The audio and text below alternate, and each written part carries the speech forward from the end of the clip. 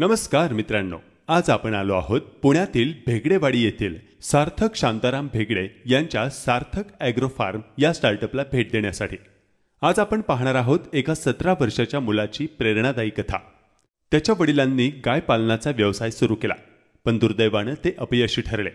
हा मुलगा निराश न होता काहीतरी नवीन करण्याच्या विचारात होता।